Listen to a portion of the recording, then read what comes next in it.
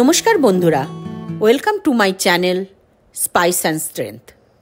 আজ আমি আপনাদের সঙ্গে একটি মোচা দিয়ে ধোঁকার ডালনা রেসিপি শেয়ার করতে চলেছি।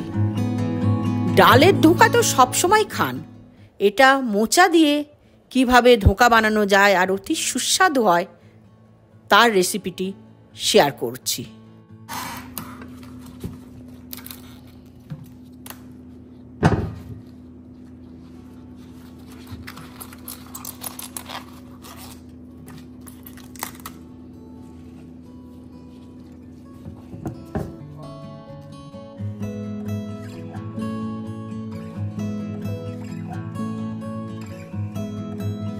আমি মোচাটাকে কেটে ওভারনাইট নুন হলুদ দিয়ে জলে ভিজিয়ে সেদ্ধ করে নিয়েছি। আপনারা এটা ফ্রেশ মোচা কিংবা ক্যানের মোচা দিয়ে করতে পারেন। দুটো ক্ষেত্রেই আপনাদেরকে মোচাটাকে নুন হলুদ দিয়ে জলে বয়েল করে নিতে হবে। ফুটিয়ে সেই জলটাকে ফেলে চিপের জল থেকে তুলে নিতে হবে। দেখুন মোচাটা সেদ্ধ করা এইভাবে নুন হলুদ দিয়ে মোচাটাকে সেদ্ধ করি, যাতে মোচার যে কষ ভাবটা, তেতো ভাবটা যাতে কেটে যায়। আর এর সঙ্গে লাগছে আপনার মুসুর ডাল আর মটর ডাল। আমি দুটো ডালই 1/4 কাপ করে নিয়ে, মানে 1 কাপ থেকে 1.5 কাপ মোচার জন্যে 1/4 কাপ মুসুর ডাল ভেজানো আর 1/4 কাপ মটর ডাল ভেজানো, এই তিনটে ইনগ্রিডিয়েন্টসকে আমি এখন মিক্সিতে বেটে নেব। এবার আপনাদের এই মোচার ধোঁকাটা করতে যা যা লাগবে সেইগুলো আমি দেখাচ্ছি।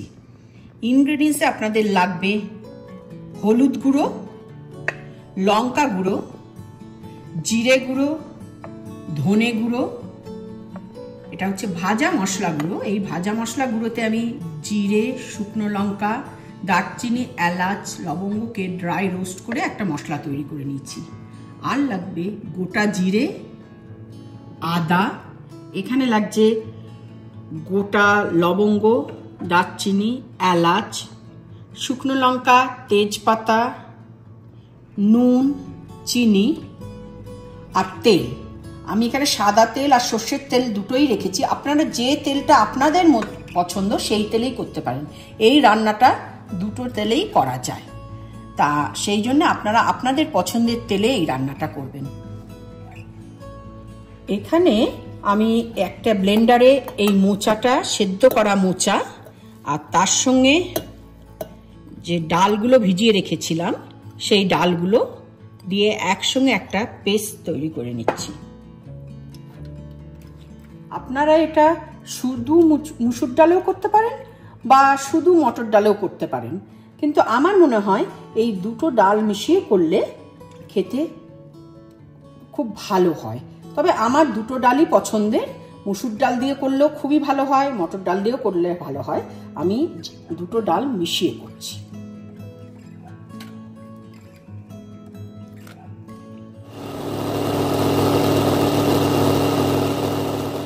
এবার কড়াটা গরম করলে কড়ার মধ্যে একটুখানি তেল ঢেলে নিতে হবে।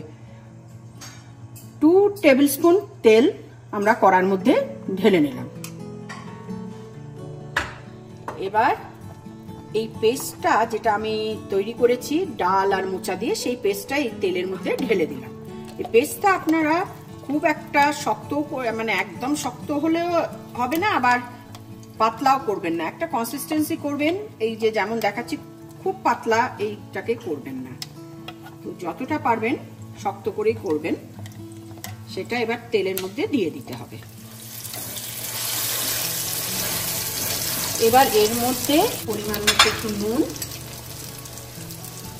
আর একটু চিনি দিয়ে নিতে হবে।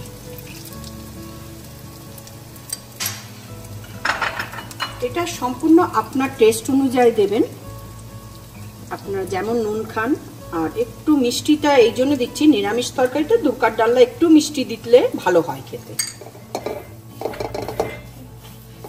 এটা যখন নাড়তে নাড়তে দেখবেন এরকম কনসিস্টেন্সিতে এসে গেছে আর প্রায় কড়ার থেকে ছেড়ে আসছে, তখন ওর মধ্যে যে ভাজা মশলাটা করেছিলাম সেই ভাজা মশলাটা একটু ছড়িয়ে দেবেন, তাহলে একটা সুন্দর গন্ধ আসে। আর এর মধ্যে একটু লঙ্কা, জিরে, গরম মশলা সব দেওয়া আছে, তো একটুখানি ফ্লেভারফুল হয়। দেখুন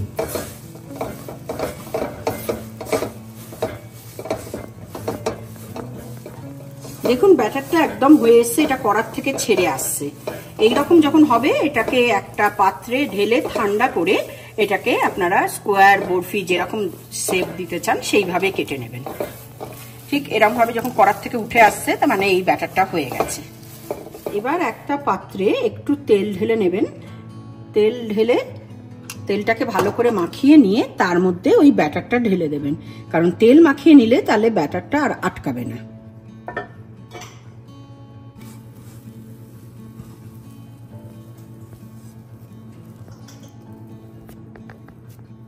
এটাকে এবার এরকম ভাবে স্প্রেড করে ঠান্ডা হতে দিতে হবে। যখন এটা ঠান্ডা হয়ে যাবে তখন এটাকে কাটতে হবে। তো আমরা এখন এর মধ্যে রাখছি যাতে এটা একটু ঠান্ডা হয়ে যায়। এবার এই মোচাটা ঠান্ডা হয়ে গেছে, যেটা আমরা প্লেটে রেখেছিলাম ঠান্ডা হয়ে গেছে। এটাকে আমি এখন চাকু দিয়ে পিস পিস করে কেটে নেব।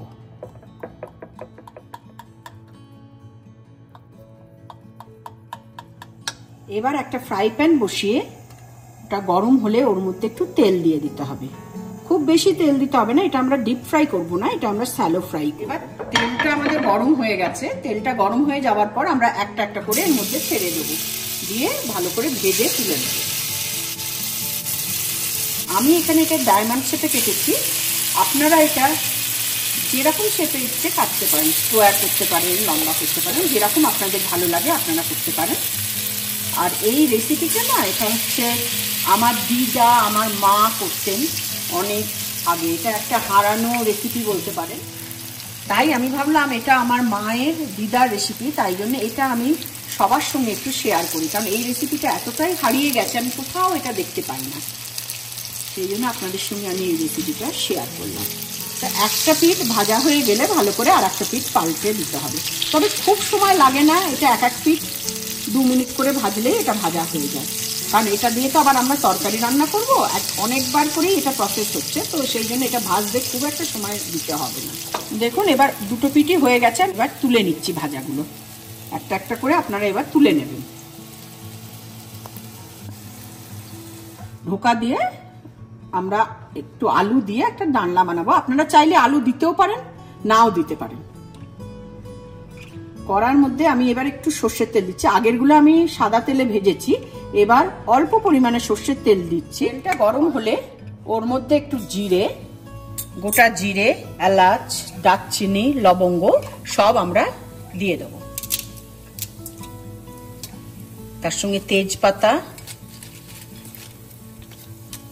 একটা শুকনো লঙ্কা ছিঁড়ে দিয়ে দিলাম। এবার তেলে এই ফোড়নগুলো যখন সুন্দর গন্ধ বের করবে গরম হয়ে গিয়ে, তার মধ্যে আমরা আলু দিয়ে দেবো। আপনারা চাইলে এটা আলু না দিয়েও বানাতে পারেন, বাট আমার মনে হলো একটু আলু দিয়ে বানালে খেতে ভালো হবে, তাই জন্য আমরা আলু দিচ্ছি। আলুটা আপনি আগে থেকে ভেজেও তুলতে পারেন, বাট নালে এই তেলের মধ্যেও আলুটা একদম ডাইরেক্ট দিয়ে দিতে পারেন। আমি আর আলাদা করে ভাজছি না, এই তেলের মধ্যে আলুটা একদম মশলার সঙ্গে ভেজে নিচ্ছি। এবার আলুর মধ্যে আমরা একটু হলুদ, লঙ্কা গুঁড়ো, জিরে গুঁড়ো, ধনে গুঁড়ো 1 টিস্পুন করে সমস্ত দিয়ে দিলাম। দিয়ে আলুটাকে ভালো করে ভেজে নেব। এই আলু ভাজার সঙ্গে যাতে মশলাগুলো ভাজা হয়ে যায় সেই জন্য আমি গুঁড়ো মশলাগুলো দিয়ে দিলাম। এর মধ্যে এবার একটু আদা বাটা দিয়ে দিতে হবে। এটা নিরামিষ রান্না, তো এর মধ্যে শুধু আদা বাটা দেবো, কারণ এটা পুরোপুরি নিরামিষ রান্না। এর মধ্যে টমেটো, একটা টমেটোকে কেটে দিয়ে দেবেন। পরিমাণ মতো নুন, চিনি দিয়ে দেবেন। চিনি সামান্য পরিমাণে দেবেন, জাস্ট টেস্ট অনুযায়ী, কারণ এটা তো নিরামিষ রান্না, একটুখানি চিনি দিলে খেতে ভালো লাগে।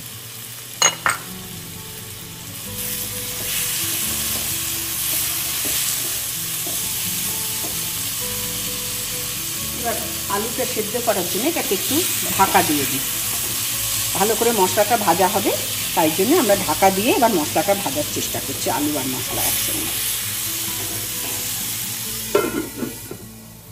এবার মশলাটা ভালো করে কষানো হয়ে গেছে, যখন তেল ছেড়ে আসবে এবার এর মধ্যে একটু জল দিয়ে আলুটা সেদ্ধ হওয়া পর্যন্ত ওয়েট করতে হবে। সবসময় তরকারিতে একটু গরম জল দিতে চেষ্টা করবেন, গরম জল দিলে তরকারির স্বাদটা ভালো হয়। জল ঢেলে দিয়ে আলুটা সেদ্ধ হওয়া পর্যন্ত ওয়েট করবেন।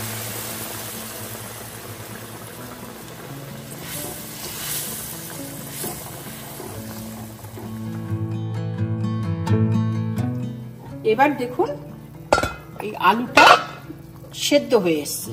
এই আলুটা যখন ভালো করে সেদ্ধ হয়ে যাবে তখন তার মধ্যে আমরা এই ধোকার বড়াগুলো ঢেলে দেবো। তো আমি দেখি একটা আলুকে ভেঙে যে আলুটা সেদ্ধ হয়েছে কিনা। হ্যাঁ, আলুটা সুন্দর আমাদের সেদ্ধ হয়ে গেছে।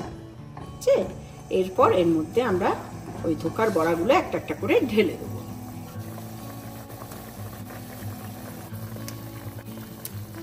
এবার যখন এটা 1 মিনিট ভালো করে ফুটে যাবে, 1 থেকে 2 মিনিট বড়াটা দিয়ে ফুটিয়ে নেবেন। তারপরে এর মধ্যে সুন্দর করে ঘি আর গরম মশলার গুঁড়ো ছড়িয়ে নামিয়ে ফেলুন, তাহলেই রেডি। আমি দেখুন এর মধ্যে 1 চামচ বাড়িতে তৈরি ঘি দিচ্ছি, গরম মশলার গুঁড়ো ছড়িয়ে দিলাম। এবার এটাকে 5 মিনিট রেস্টিং টাইমে রেখে দিলাম, গ্যাসটা বন্ধ করে দিলাম। আমাদের 5 মিনিট রেস্টিং টাইমে দিয়েছিলাম। এবার আমরা একটা বাটিতে ঢেলে নিলাম। এটা ইজ রেডি ফর সার্ভ। এটা আপনারা সুন্দর করে এবার সার্ভিং করতে পারেন। এটা ভাত, রুটি, পরোটা সবার সঙ্গেই খেতে ভালো লাগে। নিরামিষ একটি অতি সুস্বাদু আইটেম। আজকের ভিডিওটি কেমন লাগলো অবশ্যই কমেন্ট করে জানাবেন। ভালো লাগলে লাইক শেয়ার করবেন আর আমার চ্যানেলটিকে সাবস্ক্রাইব করে আমার পাশে থাকবেন। এই ভিডিওটির রেসিপি ডেসক্রিপশন বক্সে শেয়ার করা আছে, আপনারা চাইলে ডেসক্রিপশন বক্সে গিয়ে ফুল রেসিপিটি দেখতে পারবেন। দেখা হচ্ছে পরের ভিডিওতে, ততদিন ভালো থাকবেন, সুস্থ থাকবেন। নমস্কার।